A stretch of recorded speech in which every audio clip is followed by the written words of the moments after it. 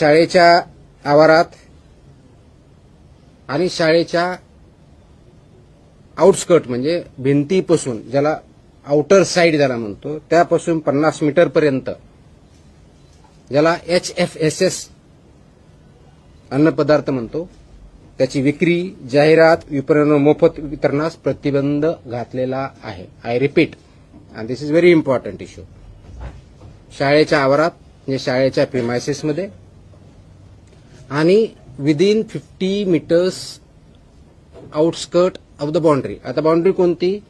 तर outer side जी असेल ती बाउंड्री, म्हणजे समोरच्या साईडला गेट 2 असतील, पाठीमागे ते कोणत्याही टोकापासून जी काय आउटसाइड साइड आहे तिथून पुढे 50 मीटर लांबीपर्यंत HFSS म्हणजे high fat, trans fat, sugar या प्रकारचे प्रॉडक्ट्स वितरण करण्यास, विक्री करण्यास, जाहिरात करण्यास किंवा मोफत विक्री करण्यास पूर्णपणे बंदी आहे आणि ते स्ट्रिक्टली इम्प्लिमेंट केलं जाईल.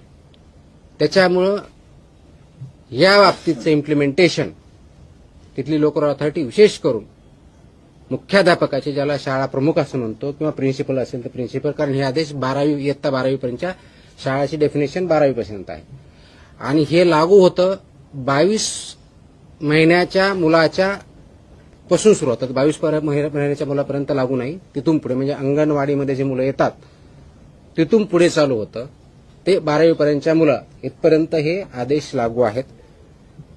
हे हाय HFSS ज्याला फूड आयटम्स म्हणतो, high fat, trans fat, sugary जे प्रॉडक्ट आहेत ते तिथे विकता येत नाहीत, जाहिरात करता येत नाहीत, वितरण करता येत नाही किंवा फ्रीमध्ये वाटपही करता येत नाही.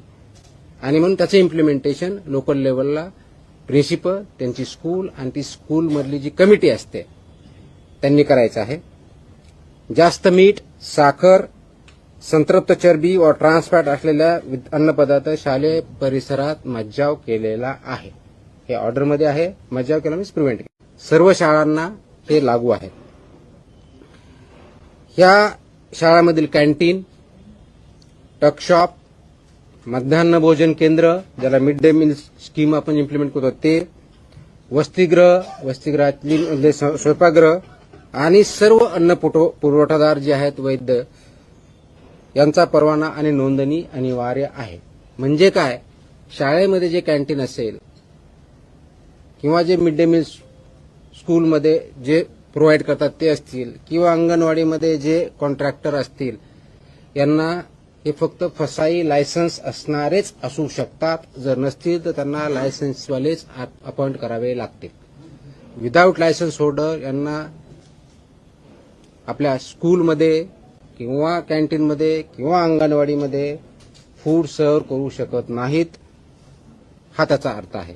त्या अनुषंगाने त्यांना सर्वांना लागू आहे. Like, comment, and subscribe.